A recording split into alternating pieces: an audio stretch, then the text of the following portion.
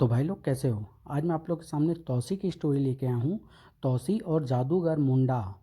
चलिए कहानी स्टार्ट करते हैं। सर्प देश में वार्षिक उत्सव की तैयारियां बड़े जोर शोर से हो रही थी। महामंत्री, कृपया हमें वार्षिक उत्सव की प्रगति से अवगत कराया जाए।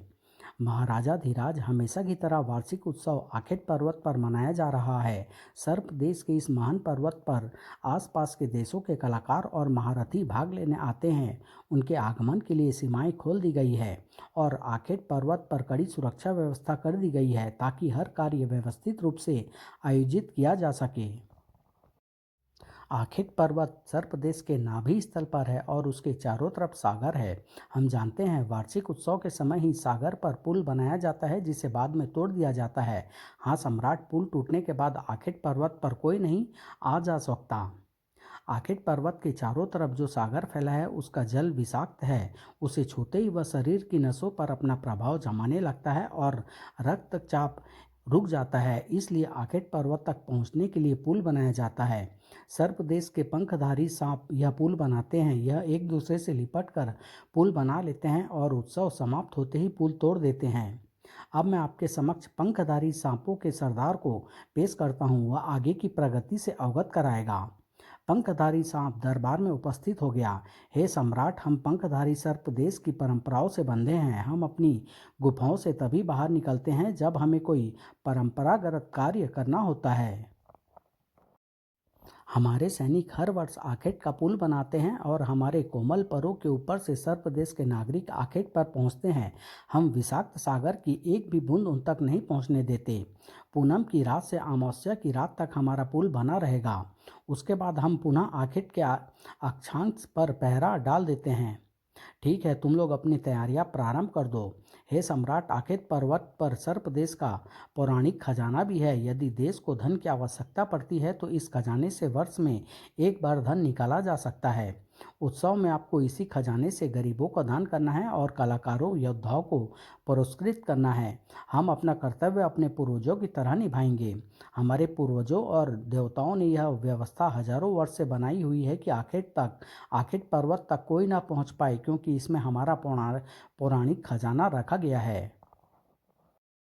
और पंखधारी सांप भी इसी की रक्षा के लिए बनाए गए हैं। वे आकाश मार्ग की रक्षा करते हैं ताकि कोई आकाश मार्ग से इसमें प्रविष्ट न हो सके। आप ठीक कहते हैं राजन, आकाश मार्ग से तो कोई भी पक्षी इस पर्वत पर नहीं जा सकता, नहीं बाहर आ सकता है। जो पक्षी आखेट में रहते हैं वे आखेट पर्वत पर ही वास करते हैं, बाहर नहीं आते। उत्सव की पूरी प्रगति संतोषजनक है। तैयारी जारी रखी जाए। पाताल के सर्वशक्तिमान देश सर्प देश और तौसी का सबसे बड़ा शत्रु था तुर्गसेन, जो कल्प देश का राजा था। मेरे जीवन का एक ही लक्ष्य है, पाताल का सम्राट मुझे बनना है। और यह तब तक संभव नहीं जब तक तौसी जीवित है। अब वह और भी शक्तिशाली हो गया है क्योंकि ऋषिराज गिद्ध से उसकी मित्रता हो गई है। हे जादूगर मुंडा, तुझे एक दिन अपनी कोह से बाहर आना ही पड़ेगा। तुर्कसेन मुंडा जादूगर की साधना कर रहा था। ए जहरीला जादूगर, राजा तुर्कसेन ने तेरी साधना में ताज त्यागा, राज त्यागा और 1000 सांपों की कुर्बानी चढ़ा दी। बोल, क्या तू अब भी खुश नहीं हुआ? क्या तू पृथ्वी लोक से पाताल में बसे अपने भक्त का पुकार नहीं सुनेगा? जय काली महाकाली, तेरा वचन न जाए खाली, गिले गिले ही जुम जुम जुम। धन्य हो मुंडा जादूगर, आपने दर्शन दिए। तुर्कसेन, हम तेरी साधना से बहुत खुश हैं। बोल, क्या चाहता है? मुंडा को पाताल की धरती पर क्यों आमंत्रित किया तूने? यहाँ एक इच्छाधारी सांप है मुंडा जादूगर। मैंने सुना है कि तुम्हें बरसों से इच्छाधारी सांप की तलाश है। हाँ, यदि मैं इच्छाधारी का खून और जहर पी लूँ तो अमर हो जाऊंगा। मुंडा, अपनी शक्ति और मेरी बुद्धि का प्रयोग करो। इच्छाधारी सांप तौसी तुम्हें मिल जाएगा। कहाँ है इच्छाधारी? मुझे उसका पता बताओ। सर्प देश की सीमा में किसी का जादू नहीं चलता मुंडा जादूगर, वहाँ केवल तौसी ही तौसी है। किंतु अब वह समय आ गया है जब तुम्हारा जादू काम कर जाएगा। सर्प देश का वार्षिक उत्सव होने जा रहा है। मुझे पता चला है कि तुम अपने जादू से चांद की रोशनी गायब कर सकते हो। हाँ, मैं अपने जादू से चांद की रोशनी गायब कर सकता हूँ। पूर्णमासी की रात को अमावस्या की रात बना सकता हूँ। बस उसके बाद मेरा कमाल देखो। मैं इच्छाधारी तौसी को बंदी बनाकर तुम्हारे कदमों में पटक दूंगा।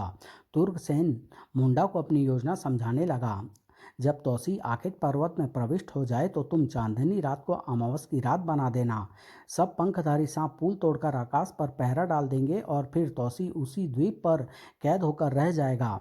उस वक्त तुम भी आखिर पर्वत पर रहोगे और फिर तौसी को अपनी सर्प सम्मोहन शक्ति से बेबस करके उसका खून पी लेना। मैं बाहर सर्प देश का राज पलट दूंगा और सर्प देश का राजा बन जाऊंगा। मुंडा अब अमर होके रहेगा, तौसी का खून पिएगा, जहर पिएगा। मेरी योजना कामयाब होगी। मुंडा अब तौसी को नहीं छोड़ेगा।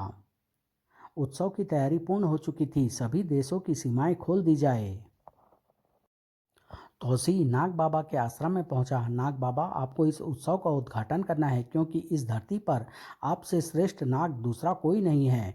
उचित है, हम सर्प देश के सम्राट के निमंत्रण की अवहेलना नहीं कर सकते। दूर दराज से आए कलाकार और योद्धा अपना जौहर दिखाने आखेट पर्वत की ओर आ रहे थे। जादूगर मुंडा भी आखेट पर्वत पर अपने जादू के कमाल दिखाने पहुंच गया। उसके काफिले में 20 प्यादे थे जो उसका सामान ढो रहे थे। यह यात्रा मेरे जीवन की सबसे महत्वपूर्ण यात्रा है। इस बार मुझे ऐसा जादू चलाना है कि सारा सर्प देश दंग रह जाए। समुद्र तट पर आने वालों का पड़ाव था। यहाँ विश्राम कीजिए श्रीमान, रात्रि के समय पुल का मार्ग खोल दिया जाएगा। ठीक है, हम रात्रि की प्रतीक्षा करेंगे। यहाँ तो बड़े बड़े पहलवान मुकद्दर चला रहे हैं। वाह, यह कोई घूंसेबाज लगता है। इस खेमे से संगीत और घुंघरूओं की आवाज़ आ रही है। यह कोई नर्तक टोली होगी। सब अपना रियाज कर रहे हैं। आइए इस खाली डेरे में पड़ाव डाल दीजिए। ठीक है भाई, हम यहीं विश्राम करेंगे। चलो प्यादो, सामान रख दो। अब अब जरा मैं भी अपना रियाज कर लूँ। सबसे पहले मैं अपने दूरदर्शन यंत्र से आसपास का निरीक्षण करता हूँ। छुम छाम छुम जुम जाम चू। जादूगर मुंडा ने मंत्र पढ़ना शुरू कर दिया। ए मेरे दूरदर्शन, मेरे आयु के साथ साथ मेरी शक्ति भी बढ़ती है। मैं 200 साल का हूँ और 200 मील तक क्यों हो रहा है यह तेरे माध्यम से देख सकता हूँ। मेरी आयु के साथ साथ तेरा क्षेत्र भी बढ़ता रहता है। चल जरा मुझे यहाँ के प्रत्येक खेमे के अंदर का दृश्य दिखा। मैं आखेट पर आने वालों से परिचित होना चाहता हूँ। मुंडा के दूरदर्शन यंत्र पर दृश्य उजागर होने लगे। हैं, यह लश्कर किसका है? जरा इसकी आवाज़ सुनता हूँ। सम्राट तौसी जिंदाबाद जिंदाबाद। ओह, तो यह इच्छाधारी सांप तौसी सर्प देश का सम्राट। और यह महात्मा कौन है जो दूसरे शाही रथ पर सवार है? नाग बाबा की जय हो, नाग बाबा की जय हो। तो यह नाग बाबा है। पड़ाव में उपस्थित समुदाय तौसी और नाग बाबा का स्वागत कर रहे थे। ओह, फूल बरसा रहे हैं। वाह, जरा मैं भी इनका स्वागत कर लूं। तो बच्चू, जरा पत्थर बरसने का मजा भी देखो। चल कलकत्ते वाली, बरस जा, चल चला चल। जादूगर मुंडा के मुंह से पत्थर निकलने लगे। हैं, यह पत्थर लोग फूलों की बजाय पत्थर क्यों बरसाने लगे? पत्थरों की बरसात से भगदड़ मच गई। जाओ कालू जिन, पत्थरों की दिशा में जाकर पता करो यह पत्थर कौन बरसा रहा है। जो आज्ञा स्वामी। बस इतना ही मज़ा काफ़ी है। पत्थर बरसने बंद हो गए। नाग बाबा, मुझे तो विश्वास ही नहीं होता कि इन लोगों ने फूलों के साथ साथ हम पर पत्थर भी बरसाए हैं। बताओ तुम बाहर से, किसने हम पर पत्थर बरसाए हैं? हम जानना चाहते हैं कि हमने ऐसा कौन सा पाप किया है जो हम पर पत्थर बरसाए गए। हमने पत्थर नहीं बरसाए, हमने पत्थर नहीं बरसाए, हमने तो फूल ही बरसाए हैं। कालू जिन उड़ता हुआ मुंडा के खेमे में पहुंचा। हैं, तू तूने पत्थर बरसाए हैं? तू कौन है? किधर से आया है?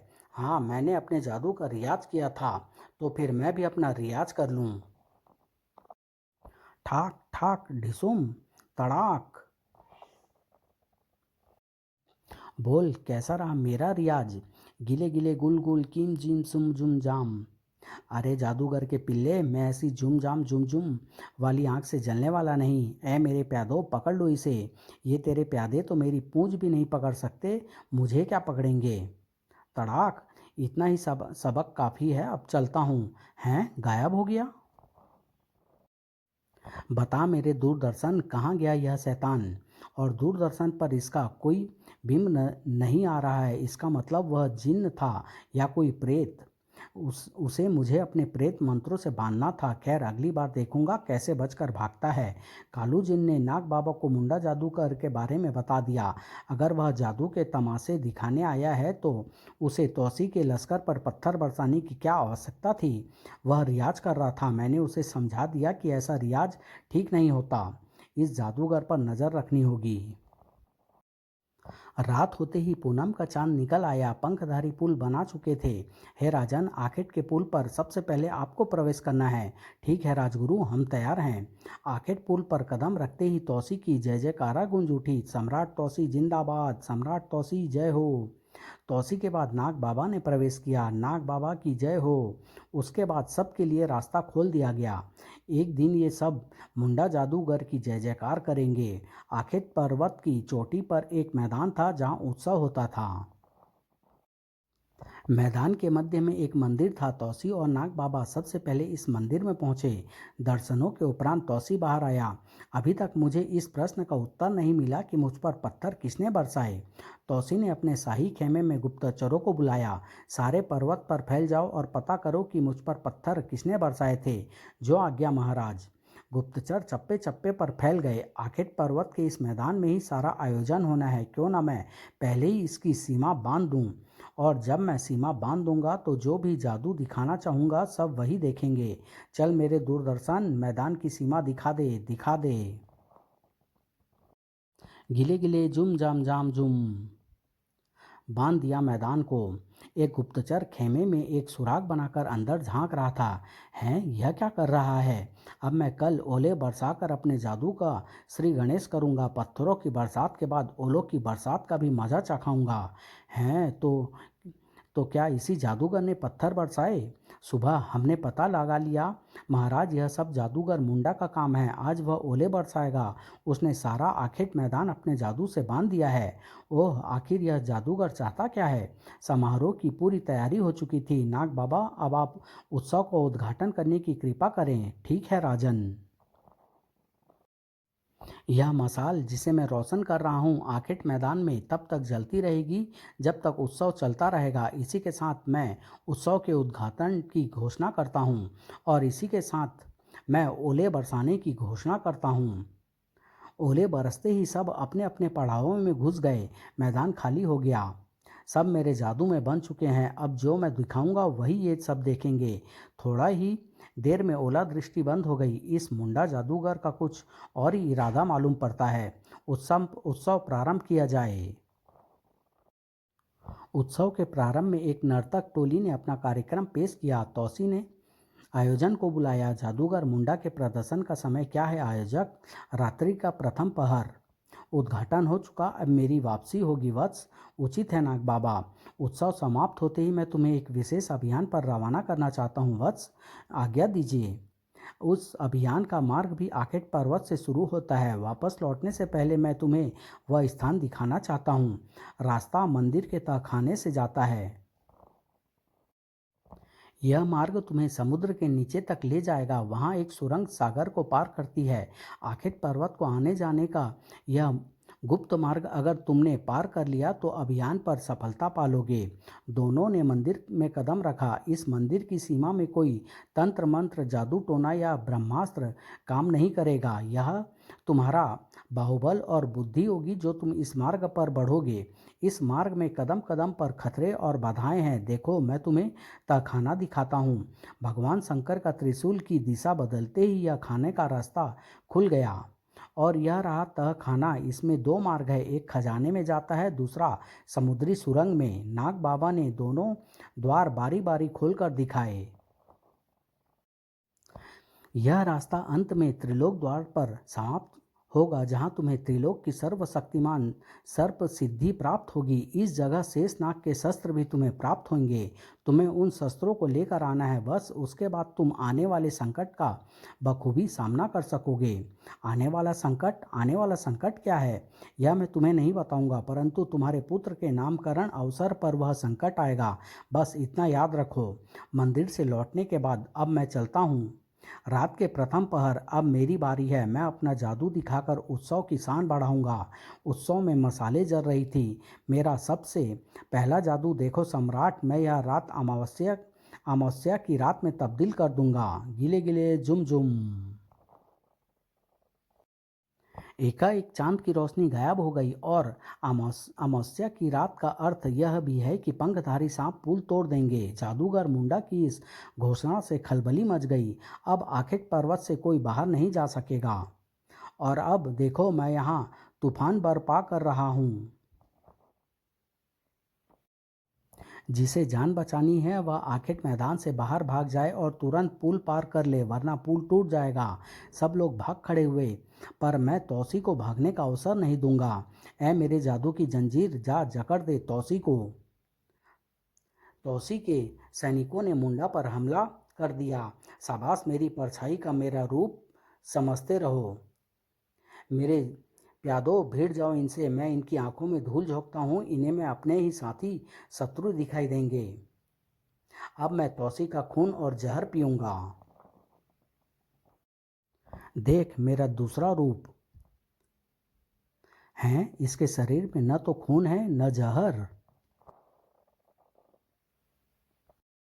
ओह, यह क्या हुआ? अरे बेवकूफ़, क्या तू यह भी नहीं जानता कि ब्रह्मास्त्रधारी इच्छाधारियों पर कोई जादू असर नहीं करता? मुंडा अपने रूप में प्रकट हुआ। कौन हो तुम? ये तो तुम्हारी परछाई नहीं है। देखो, ये हुआ मैं तेरी जादू की जंजीर से मुक्त, और ये रहा मेरा असली रूप। तू वही है। तौसी कहाँ है? कालू जिन मेरा नाम है। देख, सम्राट तौसी तेरे प्यादों को ठिकाने लगा रहा है। खन खनाक सड़ाक, और देख तेरा तंबू भी उड़ा। सड़ाक। मैं तुझे बोतल में बंद कर दूंगा कमीने, तूने मुझे धोखा दिया। अभी तो हम दोनों पिंजरे में बंद है, और यह वह पिंजरा है जहां तेरा जादू नहीं चलेगा। ठाक तड़ाक ढिसूम। तौसी, एक बात अच्छी तरह सुन ले। अब कोई इस पर्वत से बाहर नहीं जा सकता।